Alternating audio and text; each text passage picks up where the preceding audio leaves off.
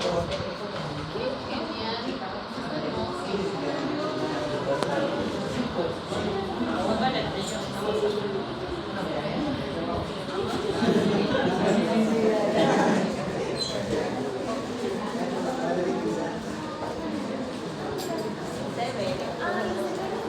sí se ve.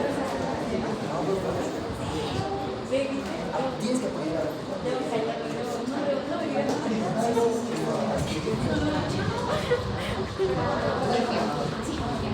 Bien, continuamos entonces. Fíjense, como habíamos mencionado, algo muy importante a recordar en relación a estos fármacos o al salbutamol, como decíamos sobre el placer. La vía o la mejor vía que existe actualmente para la administración sigue siendo el inhalador a dosis medidas, el dispensador de decimos, ¿no?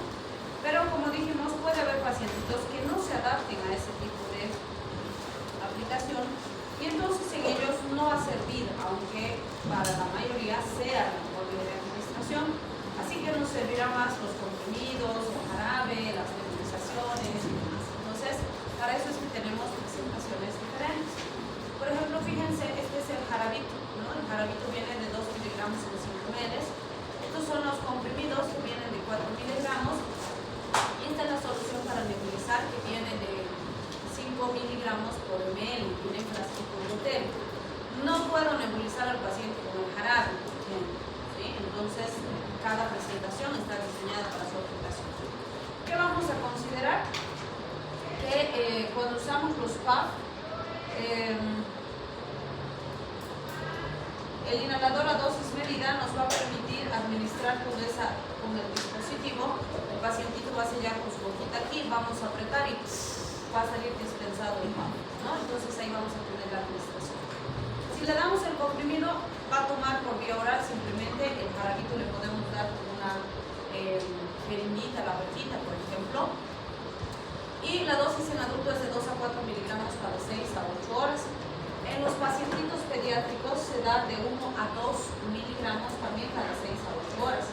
Entonces les pregunto, si el Juanito pesa 20 kilos y yo quiero darle 1 miligramo cada 6 horas del jarabe, sabiendo que el jarabe es de 2 miligramos en 5 ml, ¿cuánto le dan?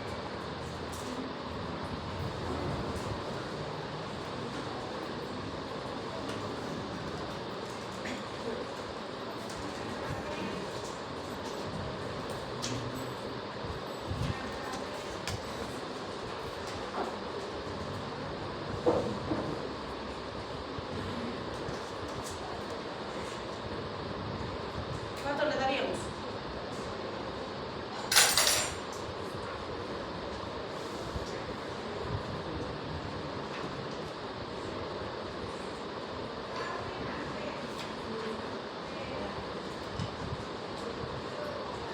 ¿Qué dice?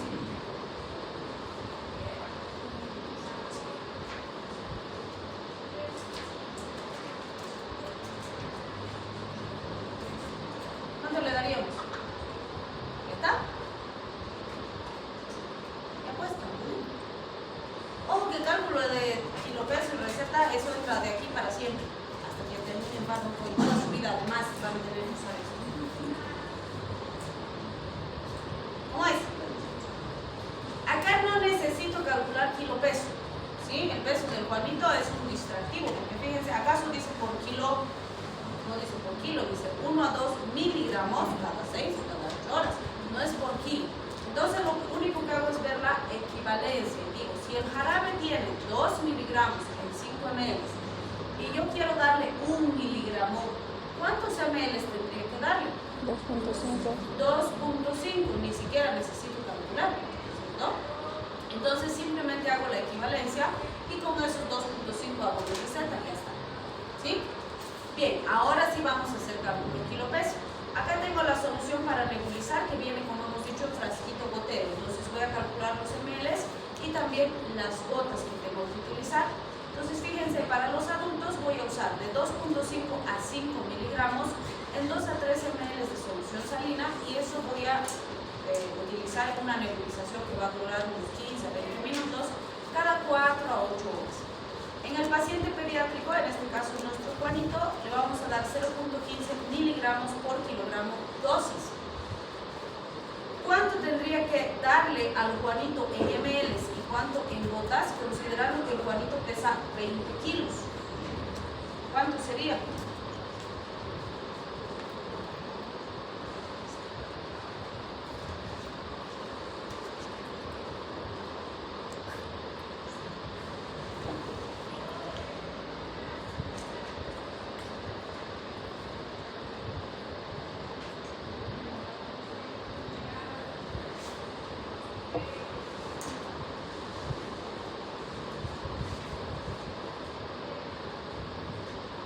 ¿Qué dice? ¿Cuánto sería?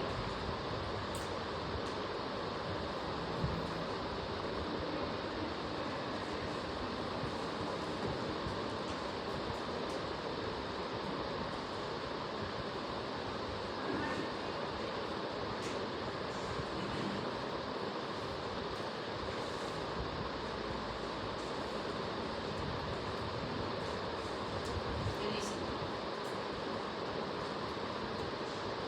Si no están practicando, están fregados. Su siguiente examen igualito va a entrar kilo peso. Entonces, ¿qué hago? 20 el peso del paciente por 0.15, que es la dosis kilo peso, por los ml, que en este caso es 1 dividido entre 5, me sale que tendría que darle 0.6 ml. Convertido a esas gotas sería por 20, 12 gotas. Entonces, voy a utilizar 12 gotitas para poderlo nebulizar. ¿Por qué les da esa indicación de los 2 a 3 ml de solución salina? Porque en los sistemas de nebulización se debe preparar el fármaco y poner en un compartimiento diferente. Normalmente los nebulizadores viene un equipito donde yo tengo un compartimiento donde voy a llenar solución, ¿sí? Y ahí tiene una marquita y dice hasta aquí llenar solución. Entonces aquí voy a poner la solución fisiológica que voy a usar, pero no voy a poner el fármaco ahí, esas 12 gotitas que he calculado no las voy a poner acá, sino que existe otro compartimiento que a veces está aquí al costadito o a veces en el sitio donde va a entrar el tubo y ese tubo está conectado a la mascarilla. Aquí en la parte inferior hay un lugar para ensamblar un compartimento con el fármaco, que es así como una cucharita. Entonces aquí voy a mezclar esas 12 gotitas que he calculado con 2 o 3 ml de solución. Voy a mezclar aquí y eso va a ir en ese compartimento. Entonces cuando yo prenda el equipo para nebulizar, esto va a empezar a vaporizar y va a salir por acá. Y eso va a llevar el fármaco hasta la mascarilla que le va a aportar el fármaco al paciente. Por eso es que las nebulizaciones duran más o menos unos 10, 15, 20 minutos. El paciente va a estar ahí con su mascarita respirando, ¿sí? Entonces, eso que yo calculo es lo que voy a preparar en este compartimiento, ¿sí? Para el adulto lo mismo, si me dice que le voy a dar 2.5 y mi jarabe, o bueno, mi frasco para nebulizar viene de 5 miligramos por ml, ¿cuántos ml tendría que usar en el adulto?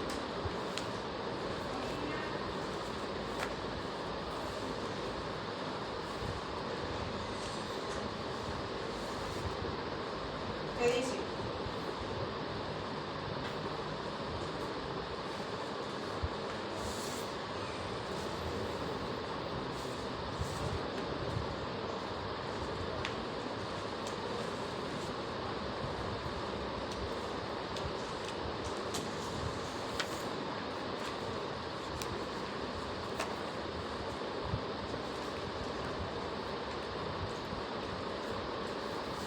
¿Cuánto sería? Pesa 65 kilos el papá.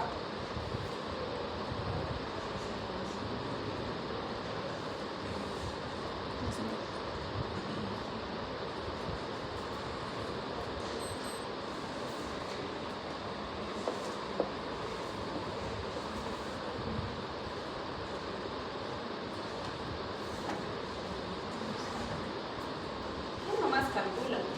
Acá solo es equivalencia otra vez, no es por kilo, fíjense.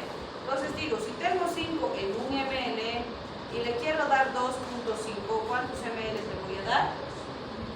0.5 ml o medio ml. medio ml, 10 gotas. ¿Necesitan calculadora? No, solo pensar, ¿no? Entonces, acá solo es equivalencia, acá es dosis kilo peso.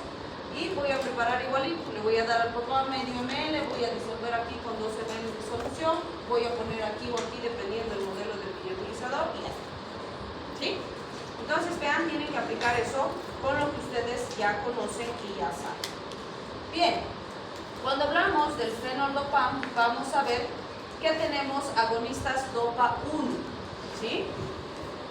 Estos nos van a permitir, el fenol-dopam es un agonista dopa 1. El efecto principal de los dopa 1 es relajar el músculo liso vascular.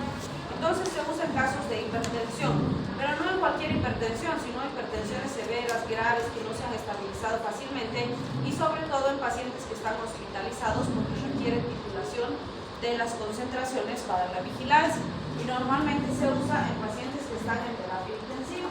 Entonces es más un fármaco de uso hospitalario. Otro simpático mimético que vamos a ver es la bromocriptina, que también es agonista dopa, pero es agonista dopa 2. Y esta la vamos a ver en otros grupos farmacológicos también, porque pues tienen mecanismos similares. Entonces, fíjense, la bromocriptina, al ser agonista de receptores dopa 2, restablece la acción de la dopamina en el sistema nervioso central. Por eso es que es un fármaco muy útil en pacientes con Parkinson, porque en el Parkinson que hemos dicho el problema es deficiencia de dopamina. Entonces lo que voy a hacer con el fármaco es restituir la dopamina, ¿sí?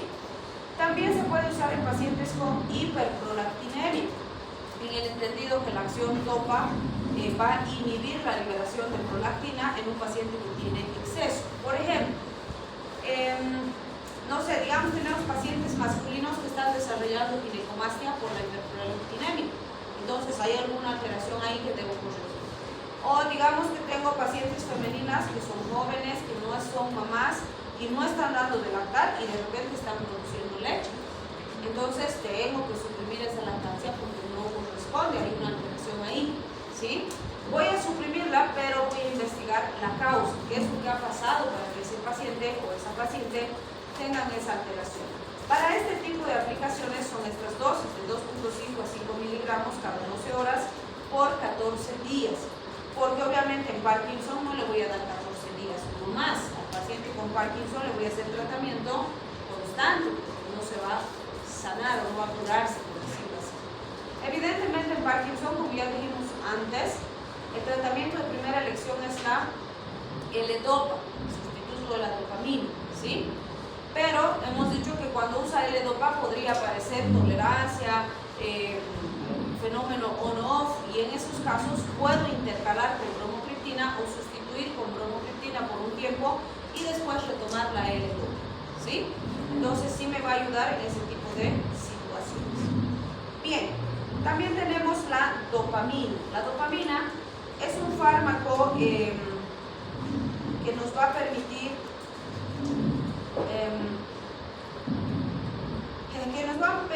manipular varios parámetros.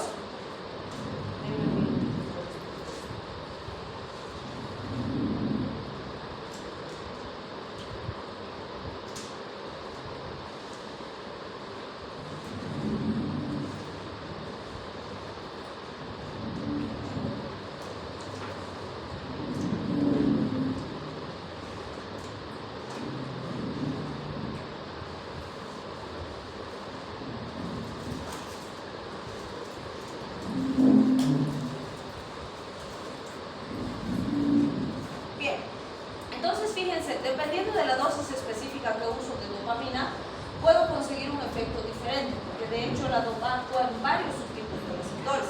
Se ha visto que puede actuar como agonista directo de receptores dopa y beta, de forma indirecta en receptores alfa, y también aumenta la liberación de catecolaminas y eso genera una estimulación de todos los receptores simpáticos. Entonces, dependiendo de las dosis, puedo ir haciendo que predomine una respuesta sobre otra. Por ejemplo, cuando hablamos de dosis más bajitas, que son de 0.5 a 2 microgramos por kilogramos minutos, voy a tener un predominio de la acción dopa, vale decir, el efecto que vamos a ver en el paciente va a ser efecto dopaminérgico. ¿Qué es lo que vamos a encontrar principalmente? vasodilatación esplácnica y renal. ¿Qué nos dice esto? Hemos dicho que estas zonas son zonas de riesgo y que son muy sensibles a la falta de irrigación. Entonces, cuando yo tenga acción en estos sitios, voy a tener un aumento del flujo, lo que va a mantener buena función, buen gasto urinario y los va a proteger de lesión asociada a hipoperfusión. En el caso del riñón, va a permitir una excreción adecuada de sodio y va a mantener el equilibrio del paciente. Si yo subo las dosis entre 2 y 5 microgramos por kilogramo minuto, empieza a predominar el efecto beta. ¿Cuál sería el efecto beta más importante? Corazón. Entonces, en corazón, ¿qué va a haber? Aumento de la fuerza, frecuencia de contracción. Eso va a aumentar el gasto cardíaco en el paciente. En teoría, con poca alteración de la frecuencia cardíaca, la presión arterial y la resistencia vascular periférica. Menos efecto, diríamos, en la resistencia, porque eso es más dependiente de alfa, ¿sí? Si le subo la dosis hasta 10 microgramos por kilogramo minuto, va a empezar a aparecer efecto alfa. Entonces ahí sí voy a tener potente efecto a nivel de la vasculatura, con vasoconstricción, disminución de la resistencia, lo cual va a subir la presión arterial de forma importante y de forma secundaria subirá la frecuencia cardíaca y el gasto cardíaco. Si le doy dosis más altas, como 10 microgramos kilogramo minuto, predomina el efecto alfa sobre todos los demás efectos. Entonces voy a tener un aumento muy marcado de la resistencia vascular periférica, un aumento muy marcado de la presión arterial y por lo tanto un incremento significativo a ese nivel, que puede enmascarar todos los otros efectos que hemos visto antes. Esta diapositiva nos da un poquito una ejemplificación de cómo podría usar esa manipulación de dosis para conseguir un efecto específico. Por ejemplo, si tienen un paciente con shock cardiogénico, ¿cuál es el problema? ¿La vasculatura o la bomba? La bomba, porque hay shock cardiogénico. Entonces, ¿qué efecto voy a buscar? Efecto beta, porque ese me va a ayudar a mejorar la contractilidad. Fíjense, voy a tener 5 microgramos por kilogramo minuto para mantener la función cardíaca eficiente. De la misma forma, si el shock cardiogénico está asociado a una falla cardíaca congestiva, puedo buscar dosis o efecto beta de dopamina, pero también puedo usar dobutamina, y de hecho se prefiere en ese tipo de pacientes la dobutamina. En pacientes con shock séptico, ¿cuál sería el problema? ¿La bomba o la vasculatura? ¿La vasculatura? En realidad los dos, pero sí la vasculatura es más importante, porque la sepsis, ¿qué va a hacer? Que los vasos están así todos flácidos, relajados, no se contraen.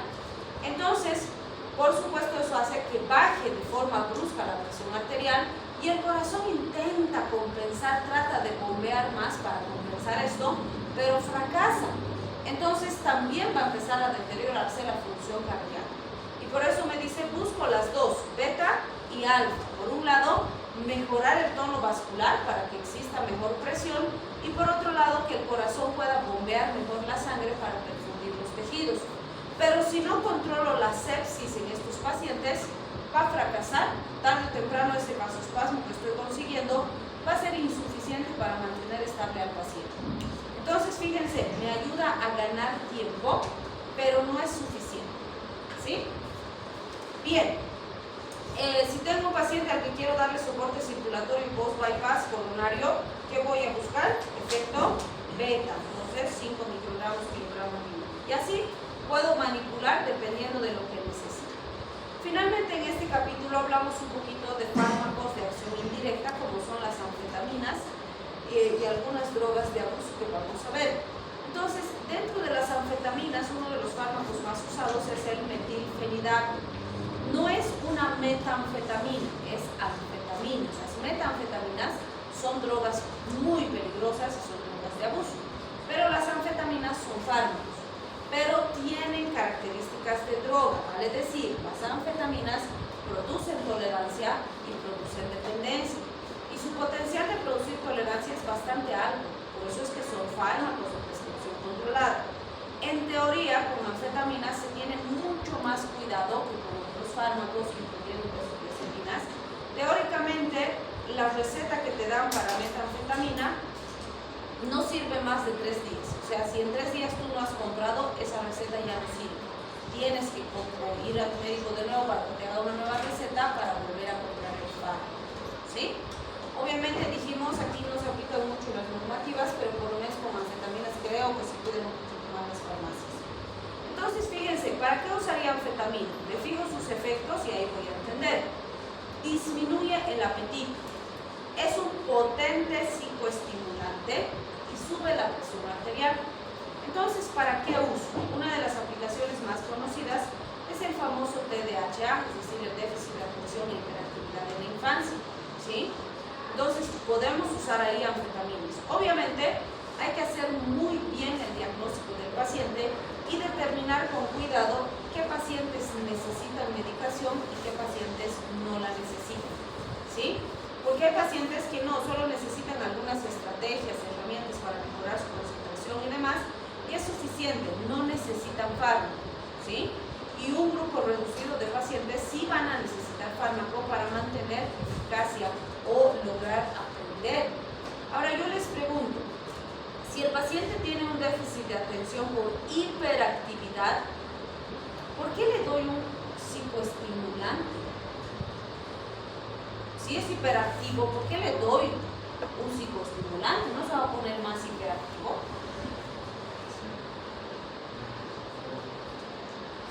Otra cosa, ¿estos niños será que son tontitos? No, son personas brillantes. Algunos incluso tienen IQs muy por encima de la población general, pero no pueden aprender. ¿Por qué? Porque no pueden concentrarse. No logran fijar su atención en algo específico, son muy dispersos, ¿sí?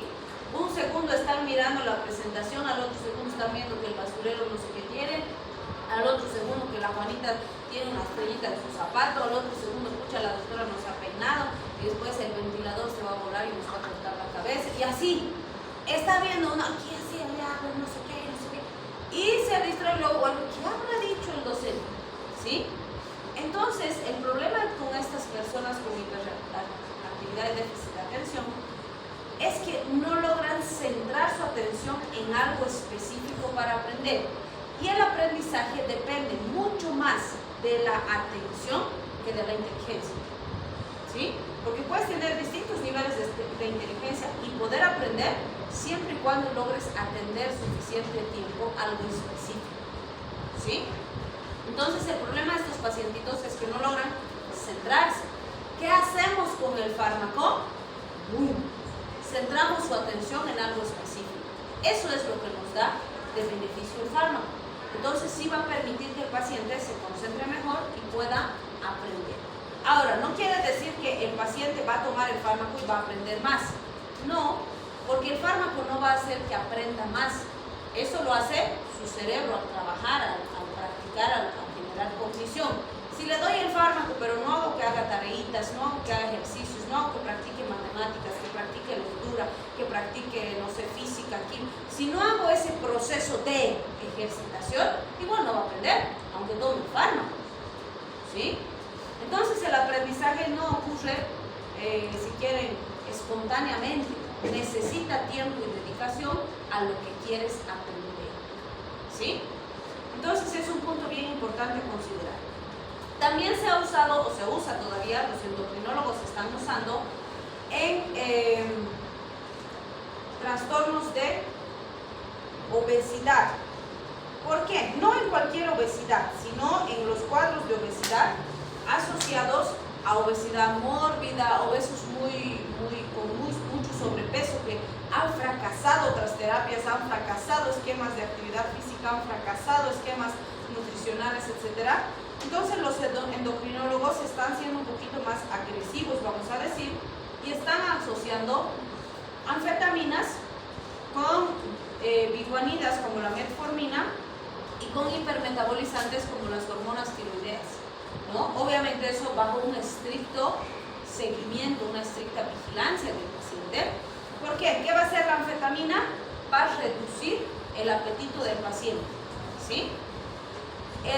La biguanida, es decir, la metformina y la anfetamina, y las hormonas tiroideas o las hormonas de crecimiento que puedan usar, aceleran el metabolismo del paciente obligándolo a quemar reservas, ¿sí? A que gaste sus reservas energéticas y empiece a bajar de peso. Pero eso tiene que ir de la mano con un régimen muy estricto de actividad física controlada y de alimentación controlada, ¿sí? Y sí, hay resultados, pero siempre les digo, el paciente no se vuelve obeso en una semana, entonces tampoco puede pretender que va a dejar de ser obeso en una semana, que no va a pasar.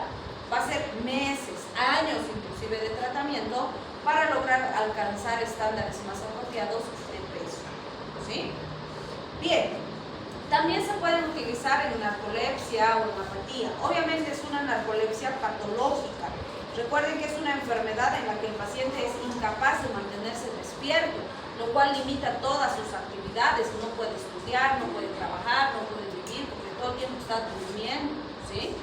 Entonces nos ayuda a reconectarlo un poquito al paciente y por lo menos que unas 6, 8 horas al día se conecte bien y pueda realizar sus actividades y desempeñarse correctamente, ¿sí? Lo propio con la apatía. La apatía no es ese amigo que es antipático que llega y no nos saluda. No, eso no es patológico, es nomás educación. Entonces, la apatía tiene que ser patológica. Estos pacientes no tienen, pero ni siquiera ganas de vivir, no quieren comer, no quieren trabajar, no quieren estudiar, no quieren hacer absolutamente nada. Es un trastorno patológico bien intenso, necesita apoyo psiquiátrico, pero el fármaco va a levantar un poquito el estado de ánimo del paciente para que se interiorice, para que intentemos nosotros incorporarlo un poco a la sociedad y demás, ¿sí? Pero requiere un apoyo psiquiátrico importante, porque si no, el fármaco va a fracasar, no es suficiente, hay que buscar la causa de ello, ¿sí? Bien, y por supuesto en cualquiera de los casos hay que tener cuidado con la sobredosificación, porque el efecto peligroso podría ser la hipertensión, y si se desencadena una hipertensión puede haber incluso hemorragias cerebrales u otras complicaciones por el exceso de presión arterial, ¿sí? Bien, y siempre aprovechamos este punto para hablar un poquito del modafinil, más conocido como Resortine, porque sí tenemos muchos estudiantes, principalmente en medicina, que es bastante exigente la malla curricular, que están tomando este fármaco para mantenerse despiertos en sus épocas de exámenes, ¿sí? Entonces yo siempre les digo, por lo menos hasta donde he podido indagar hasta ahora, siempre les digo, si realmente te permite mejorar tu cognición, aprender más, belleza, usalo, ¿no? Pero no vayas a ser tan brillante de querer usar día antes de tu examen y no sabes qué respuesta te produce. ¿Por qué? Porque hay personas que toman y en vez de despertarlos los duermen. Entonces, si pasa eso, podrías hasta faltarte tu examen porque te has dormido, y les ha pasado. A otros pacientes les produce diarrea. Entonces, después llorando porque han ido a su examen así deshidratados, temblando por la deshidratación y la falta de electrolitos, igual les ha ido mal. Peor, porque todo el día anterior estaban ahí en el baño intentando estudiar porque les ha dado una diarrea de aquí, ¿sí? Otros han empezado a tener alucinaciones, han visto verdes, sombras que los perseguían. Otros han desordenado tanto su ciclo de sueño que después meses no podían dormir correctamente, ¿sí? Y por supuesto todas estas sustancias, porque si bien el modafinilo no es estrictamente una anfetamina, es un primo de las anfetaminas. No se olviden que estos psicoestimulantes son gatilladores de trastornos psiquiátricos. ¿Qué quiere decir? Puede ser que tú tenías un trastorno psiquiátrico importante, pero que no iba a debutar en toda tu vida, no se iba a manifestar, ahí estaba guardado en tu código genético, ¿sí? Tomas esto y ¡pum! Lo destapa, lo activa, ¿sí? Entonces, yo siempre les digo, si obtienes un beneficio que justifique todos esos riesgos, dale, ¿sí? Yo siempre les digo, no hay mal fármaco, hay mal uso del fármaco, ¿sí? Pero por lo menos hasta hoy, los que me han dicho que han logrado mantenerse despiertos, estudiar, qué sé yo, me dicen que el fármaco como tal no mejora su cognición, solo los mantiene despiertos más horas, ¿no? Incluso muchos que me han dicho que llega un momento que están así despiertos, ¿no? Pero empiezan a leer y ya divagan, ¿no? Digamos, el metilfenidato sirve para el déficit de atención y la hiperactividad en la infancia. ¿Qué? Metilfenidato sirve para... ¿Qué? Y ya, así, no les entra más nada. Pueden leer 20 veces y no entienden lo que han leído. ¿Sí? O por ejemplo, está en déficit de atención y la hiperactividad, el perro está ladrando.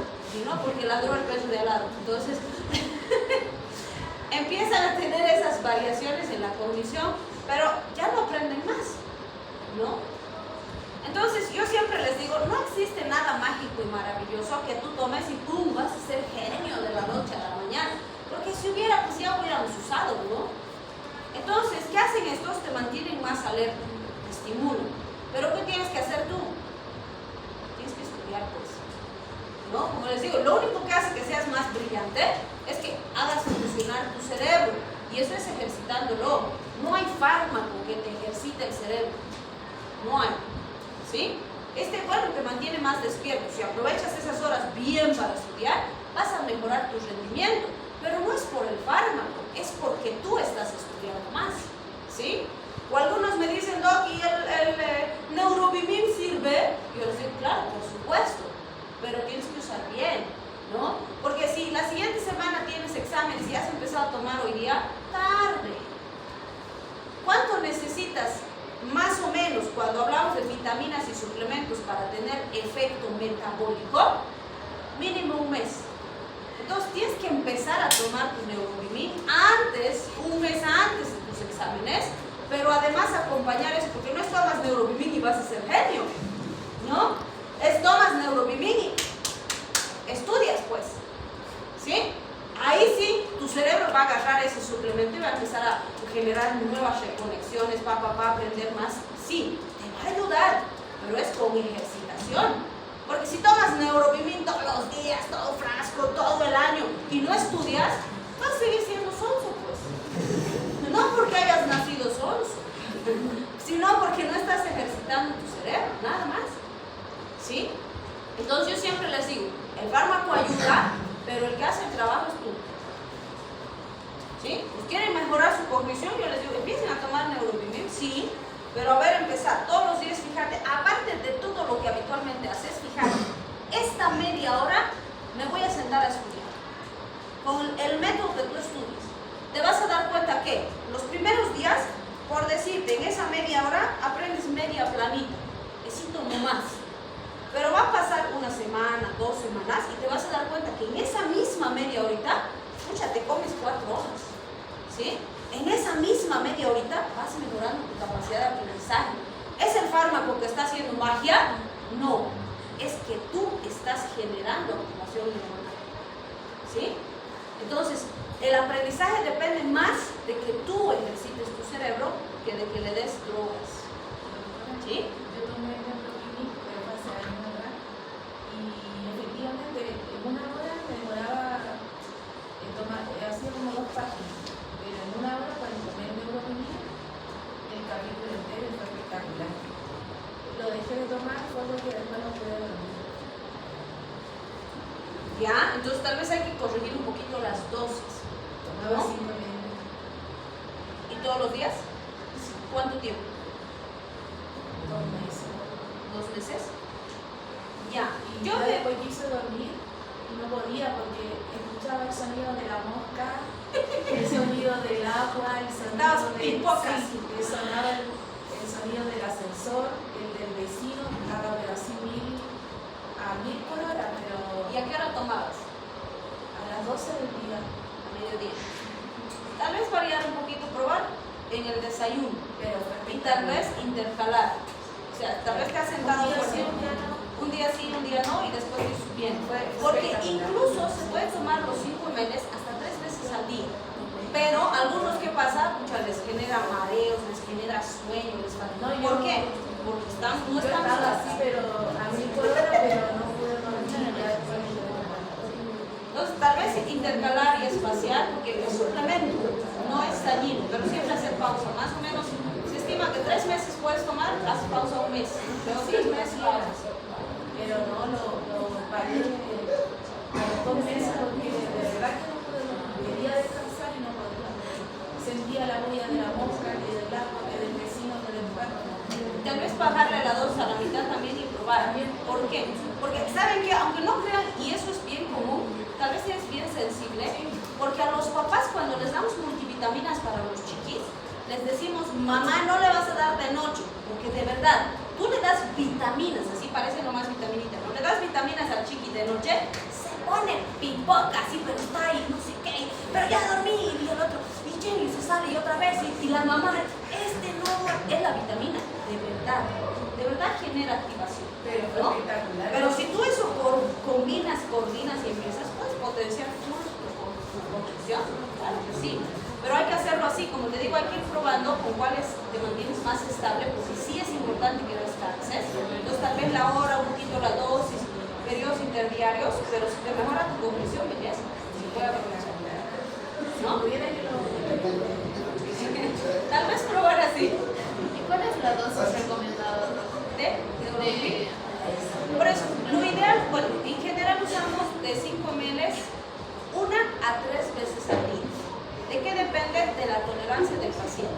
Como es suplemento, se supone que tú le estás aportando extra de lo que deberías recibir en su alimentación.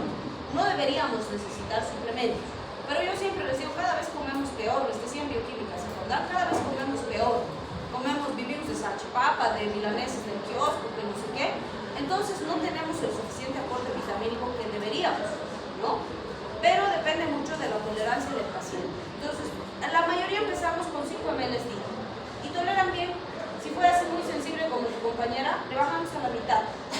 Si realmente molesta mucho, intercalamos hasta que el cuerpo se vaya adaptando y el cuerpo empieza a adaptarse y empieza a usar mejor. Y ahí puedes ir subiendo. Hay gente que tolera perfectamente bien 5 ml 3 veces al día y le va muy bien. Lo voy a comprar y lo voy a probar así como si fuera en el... Y me chismeas. Sí. Le voy a poner acá. Ya, ok. Muy bien. Entonces vean, con modafinilo yo les digo, el riesgo es bastante alto. Entonces, por lo menos con todos los que he visto ahorita, lo único que hace es mantenerte más horas alerta y llega un momento en que entras en una fatiga pero tremenda y no justifica el riesgo y no mejora tu aprendizaje. Entonces, ¿qué es mejor? Organizarse bien en tiempo y empezar a potenciar el cerebro, pero con otras cosas que no son peligrosas y que son más benéficas. ¿Sí? Entonces, si van a drogarse, háganlo bien. Digo, si van a usar faro, mejor espera, ¿no? Suena mejor. Ok, este sí es droga. Con esta no se metan. Esto siempre les digo. Cocaína no usen, por favor, y tampoco prescriban a sus pacientes. La cocaína es una droga de abuso, pero esta sí es muy peligrosa. Igual que las metanfetaminas, que son drogas de abuso, se consideran drogas ya pesadas, ¿sí? ¿Por qué la vemos aquí? Porque es un simpático mimético de acción indirecta. ¿Qué hace? Inhibe la recaptación de catecolaminas, igual que las anfetaminas. Entonces va a hacer que la catecolamina esté estimulando más el receptor, ¿sí? Entonces sí genera psicoestimulación, el paciente está agitado, más despierto, pero esta estimula centros del placer, si bien su efecto suele ser breve pero intenso, es muy adictiva. Entonces el paciente, por cualquiera de las vías, va a sentir esa sensación de placer, de bienestar y demás, y va a querer volver a consumir. Entonces, a veces se meten por probar, a ver, experimentar en qué pasa, qué no sé qué, pero después no pueden salir, ¿sí? Y yo siempre les digo, hemos conocido jóvenes brillantes, así como ustedes, que tienen todo por delante, que tienen los recursos, tienen el apoyo de la familia, y por meterse a jugar con estas cosas han acabado mal, ¿sí? Y mal me refiero, conocen los muchachos que andan limpiando vidrios ahí en los semáforos, muchos de esos son de buena familia, y tienen todo el recurso, pero no los pueden sacar de esa vida. Y esos muchachos se deshumanizan, varones y mujeres.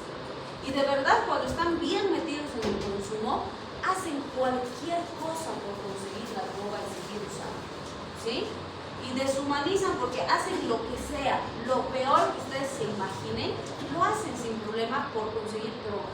Y acaban muertos ahí, botados en un puente, o se pelean entre ellos y se apuñalan, se echan gasolina y se prenden fuego, acaban bastante mal, ¿sí? Entonces, yo les digo, estas drogas son bien peligrosas y sabemos que el consumo de nuestros estudiantes ha aumentado. También ha bajado la edad de consumo. Sabemos que esto también está circulando en colegios. Entonces es un problema que nos atañe a todos, ¿sí? Tenemos que ayudar y seguro que les van a llegar pacientes con estas características que ustedes van a tener que manejar, ¿sí? Entonces estas drogas son bien peligrosas y sabemos que hay algo que no es un riesgo. Bien, la tiramina también es indirecta, pero lo que hace es aumentar la liberación de catecolaminas. Se ha visto que hay grandes concentraciones de tiramina en quesos fermentados, ¿sí? Entonces se cree que esa sensación de agrado, de gusto que tienen los que les gusta catar quesitos y probar y comer quesos y demás, está relacionado a esa liberación de tiramina y la sensación de bienestar, de agrado, de placer que sienten cuando se liberan. Pero como siempre les digo, no cada persona reacciona diferente. Hay gente que esnifa cocaína y se duerme. Hay gente que prueba un queso y no le gusta para nada. Entonces cada individuo reacciona diferente, ¿sí? Muy bien. Este mensajito nos dice lo siguiente: si intentas y no llegas, vas a aprender, vas a crecer, ¿sí? Siempre que intentes algo vas a aprender. Si intentas y llegas, vas a tener éxito. Ese es el objetivo que todos tenemos. Pero si no intentas, vas a ser un fracasado. Eso es lo que no debes ser. Nunca te quedes sin intentar. Tú puedes, confía en ti, vas a lograrlo, ¿sí? Muy bien, terminamos simpáticos miméticos. ¿Quieren descansar 2 minutos? Solo 2.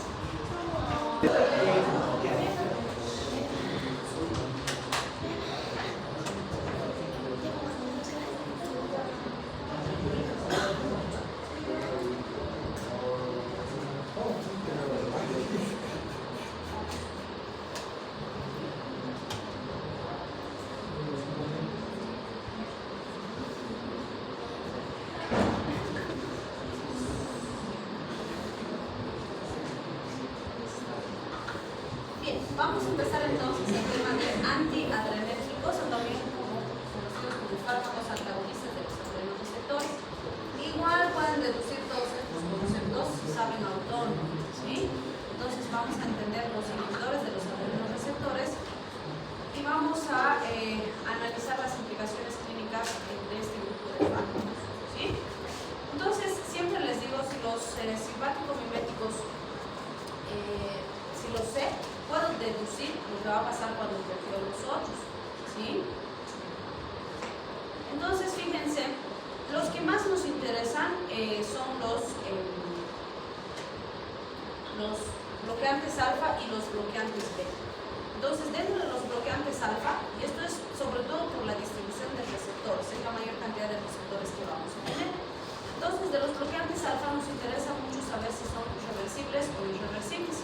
De los irreversibles vamos a hablar de la fenoxibenzamina, que además es el prototipo de este grupo, y de los reversibles de la fentolamina, torazoína, prazosina, la betalol, incluso los derivados del cortisol de centeno nos van a considerar o van a ser considerados en este grupo, pero cuando veamos el grupo de los derivados del cortisol de centeno van a ver que tienen muchos otros mecanismos de acción que también son importantes, ¿sí? Entonces fíjense, cuando hablamos de los bloqueantes alfa, lo esperable es que se produzcan todos los efectos contrarios de la estimulación alfa. Pero si nos centramos y decimos alfa tiene más predominio en vasculatura, entonces el impacto principal va a ser sistema cardiovascular, ¿sí? ¿Qué es lo que vamos a tener? Una disminución importante de la resistencia periférica y de la presión arterial. Y esto que nos puede producir una bajada brusca de la presión arterial con hipotensión en el paciente, pero además se puede asociar a hipotensión postural, que va a estar relacionada al cambio de posición del paciente. Esa caída brusca de la presión arterial puede desencadenar una taquicardia refleja, que es bastante frecuente y común. También vamos a ver que por esa taquicardia refleja se podría producir un aumento compensatorio del volumen sanguíneo, pero en general, ¿qué dijimos de las respuestas reflejas? ¿Cómo? Muy bien, son leves y transitorias. Entonces, en general, ese aumento de volumen y demás podrían alterar o podrían, si quieren, asociarse con algunas complicaciones cortas, pero en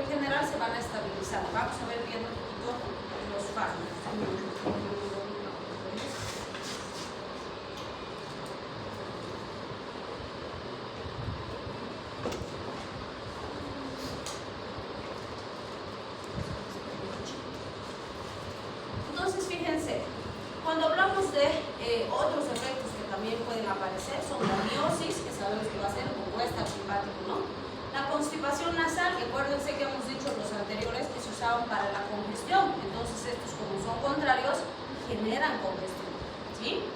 Y disminución de la resistencia al flujo urinario. De hecho, sí hay una distribución significativa de receptores alfa a nivel vesical.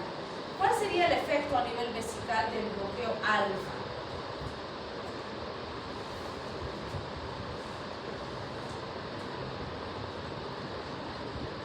¿Y qué hace el simpático en la vejiga?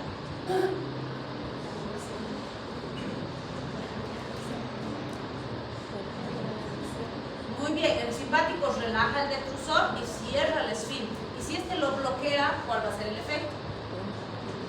Va a contraer el detrusor y va a relajar el esfínter. Por eso nos dice, va a salir el flujo urinario, va a miccionar el paciente, ¿sí? Entonces, vean, tienen que hacer este ejercicio, hemos dicho, ¿no? Tienen que practicar. Bien, ahí está la fenoxibenzamina, va a ser el primer fármaco que vamos a analizar. Y fíjense, nos produce un bloqueo irreversible alfa 1 y alfa 2. Eso que determina activación varorrefleja indirecta. Entonces, recuerden que dijimos, alfa 1 es predominante en vasos, alfa 2 no tanto, pero va a reforzar el efecto alfa 1, ¿sí? Entonces, ¿qué va a hacer? Que exista una potente vasodilatación y eso baja de forma brusca la presión arterial. Como es un descenso rápido, entonces va a haber taquicardia refleja. Como acabamos de decir, esa taquicardia refleja va a ser leve y transitoria. Un paciente que no tiene otra condición de base más va a tolerar bien y luego se va a instaurar el efecto del fármaco. Pero si fuera, por ejemplo, un paciente que ya ha tenido un infarto de miocardio, que tiene además angina de pecho, esa respuesta refleja puede ser suficiente para que el paciente se complique, ¿sí? Entonces tengo que saber qué fármacos tienen esta respuesta refleja para usarlos con cuidado. Si mi paciente tiene otros factores de riesgo, mejor no usarlo, ¿sí? Entonces, ¿cuándo nos van a servir los bloqueantes alfa? Una de las aplicaciones más importantes es el feocromocitoma. ¿Qué es el feocromocitoma?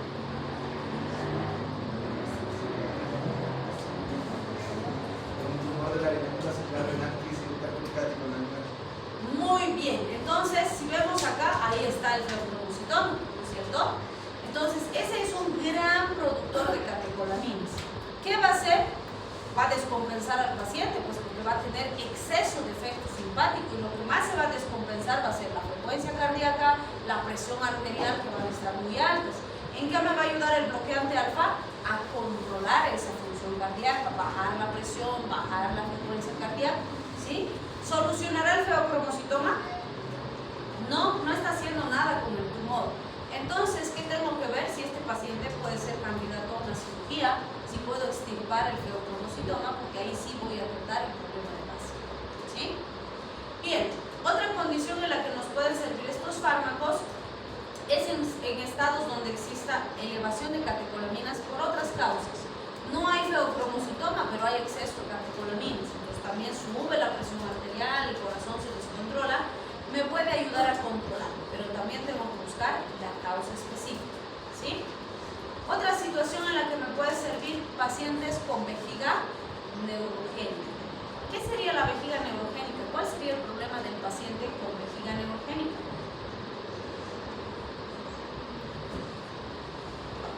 ¿Qué tendrá el paciente? ¿Retención urinaria o incontinencia urinaria? Retención, va a retener orina y no puede vaciar la vejiga. Entonces, ¿qué hago cuando le doy el antagonista? Contraigo el detrusor, relajo el esfínter para que la orina pueda salir, ¿sí? Hay que buscar también la causa del problema. Si fuera una hiperplasia prostática, como vamos a ver, sí, podría ayudar, pero no va a ser suficiente si no controlo la próstata, si no veo el crecimiento prostático, si no opero la próstata y demás, ¿sí? Bien, y también nos va a servir en el síndrome de Raynaud, enfermedad vascular de Raynaud, ¿sí? ¿Han escuchado hablar de este síndrome? ¿Qué le pasa al paciente? Sus deditos, sus manitos se ponen frías, ¿no? Y su perfusión periférica está comprometida. Sí tiene distintos niveles. A veces, por decir, hace frío y del pacientito sus manos frías no se pueden calentar, vemos su llenado capilar. ¿Cuánto es lo normal del llenado capilar? 2 o menos de 2 segundos. ¿Cómo? Menor a 2 segundos, ¿sí? Y a ese pacientito hacemos así, mucha tarda 4, 5, ¿sí? Pero no se ha puesto todavía cianótico. Pero cuando los estadios son importantes, fíjense, los deditos pueden ponerse así blancos. Fíjense acá, parece que le hubieran dibujado hasta aquí el color de otro dedo, ¿no? Estos deditos están así blancos porque no está llegando sangre, ¿sí? O estos, fíjense, están morados porque no está llegando bien la sangre. ¿Qué implica esto? Hipoperfusión. ¿Qué le puede pasar a este paciente? Se pueden cruzar sus deditos y vamos a tener que amputar, ¿sí? ¿Por qué se produce esto? Porque hay un vasoespasmo sostenido, ¿sí? Entonces, ¿en qué me va a beneficiar darle un bloqueante alfa? Vasodilatación periférica y voy a corregir la perfusión, ¿sí? Entonces, también es una situación común en la que se usan alfa bloqueantes. Y obviamente, como cada condición va a ser diferente y el grado de severidad también, puedo ir subiendo las dosis. En general se empieza con 10 miligramitos día y viendo la respuesta del pacientito se va subiendo hasta 100 miligramos día. No quiere decir que a todos voy a llegar a los 100 miligramos día, no. Si mi paciente está estable con, no sé, 20 miligramos día, está bien, lo mantengo con 20, ¿sí? Depende de la respuesta del paciente, ¿sí? Bien, acá tenemos la fentolamina. Van a ver que es muy parecida a la fenoxibenzamina. La diferencia, ¿cuál es? Que va a actuar de forma reversible. Bloquea de forma reversible los receptores alfa 1 y alfa 2. Entonces el efecto es muy similar, baja la presión arterial, pero tiene taquicardia en la frente, ¿sí? Además, la fentolamina también puede bloquear receptores de serotonina, actuar como agonista de receptores muscarínicos y también H1 y H2. ¿Cuál es el punto importante? Las aplicaciones son básicamente las mismas, solo que el fármaco no es de acción irreversible, ¿sí? Entonces puedo usar el feucromocitoma, el síndrome de Raynaud. En intoxicaciones por alfa agonistas también es una buena alternativa porque va a revertir el efecto de los receptores. Este de la disfunción eréctil es bien particular. ¿Por qué? Sí hubo épocas en las que se usaba fentolamina en pacientes con disfunción eréctil. Pero ¿cuál era el punto? Se tenía que asociar la fentolamina con vapaverina. Entonces, la mezcla se preparaba inmediatamente antes de usar. Entonces, el paciente tenía que preparar. Segundo, tenía que administrarse una inyección en el pene. Entonces el pacientito pues era bastante traumático e invasivo para el paciente. Si conseguía una erección correcta, podríamos decir, porque se producía una vasodilatación potente en los cuerpos cavernosos del pene y ¡pum!, aparecía la erección, ¿sí? Pero el problema era que después de la vasodilatación había un efecto de rebote que no producía vasoconstricción. Entonces, cuando el paciente ya no necesitaba la erección, el pene seguía pues firme. Entonces, no podía bajar. ¿Qué tenía que hacer el paciente? Ir al hospital para que le ayuden a bajar esa erección, porque si no, corría riesgo su pene. ¿Sí? Se podía cruzar, qué sé yo. Entonces, muchas complicaciones, ¿no?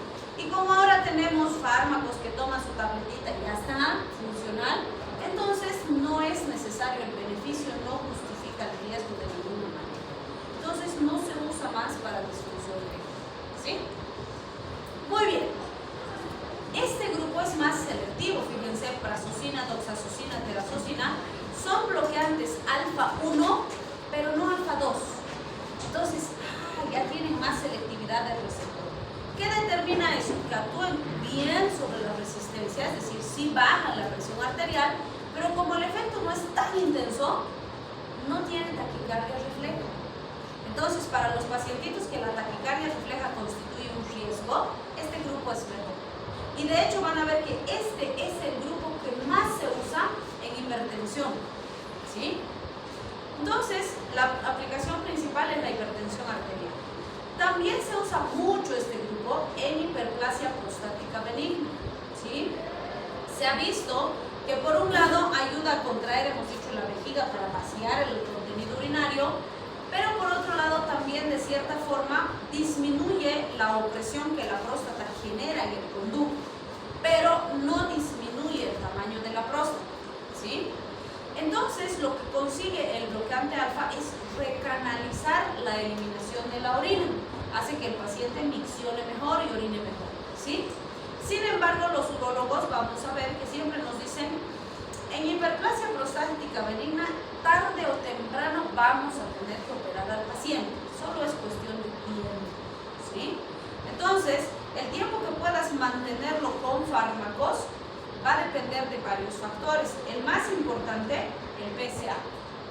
Vigilas el PSA mientras se mantenga en niveles normales, puedes seguir dándole medicación, ¿sí? Pero además los urólogos, si es que rotan duro, van a ver que tienen unas tablitas que el pacientito va llenando, son criterios, ¿no? Y por ejemplo, le preguntan cuántas veces orina en la noche, cuánto tarda en iniciar el chorro de la orina, si cuando termina de orinar hay orina residual, si mancha su ropita interior, así, le van haciendo cuestionarios y tiene su puntaje. Entonces, cuando llega a un puntaje específico, dice, no, este pacientito ya hay que operarlo porque sí está generando un deterioro de su calidad de vida, entonces ya necesita operarse.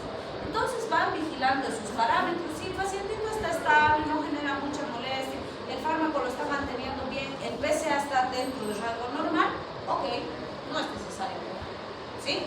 ¿Cuánto es el PSA normal? ¿Hasta cuánto?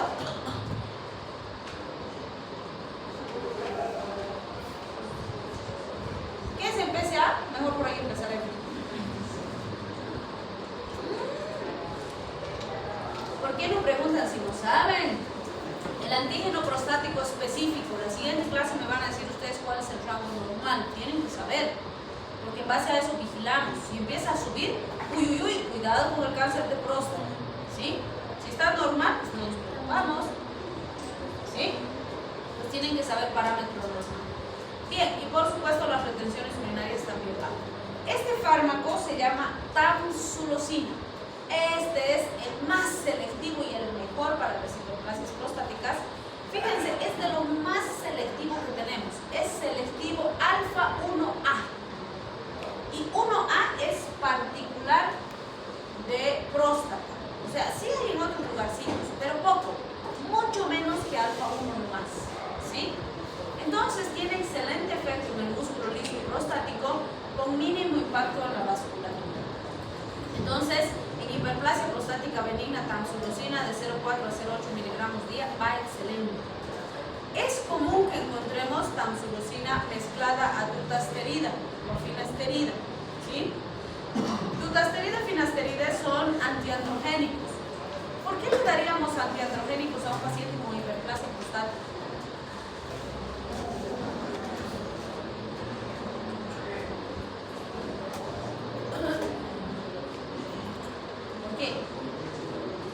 Porque los andrógenos son los responsables de que la próstata crezca, ¿sí? Entonces, sí nos han demostrado los estudios que asociar bloqueante alfa como tamsulosina con finasteride o dutasteride puede disminuir hasta un 30% el volumen de la glándula, ¿sí? Entonces, eso es mucho más eficaz para recanalizar la orina. Obviamente, los criterios son los mismos. Voy a vigilar el PSA, voy a vigilar los criterios de calidad de vida y eso me va a ayudar a decidir cuándo debo operar al paciente, ¿sí? Bien, también se puede usar tamsulosina por este efecto excelente de relajar el músculo liso en litiasis renales.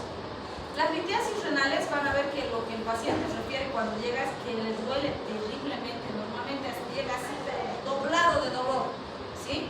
Comparen el dolor de las litiasis renales con el dolor de un parto. Entonces dicen que es súper intenso, ¿sí? Entonces a ellos les damos tratamiento convencional. Si el lito no es muy grande, vamos a intentar que pase el ureter para que se elimine por la orina. Le vamos a dar mucho volumen, analgésicos, relajantes musculares y a ver si pasa el calculito y ya está.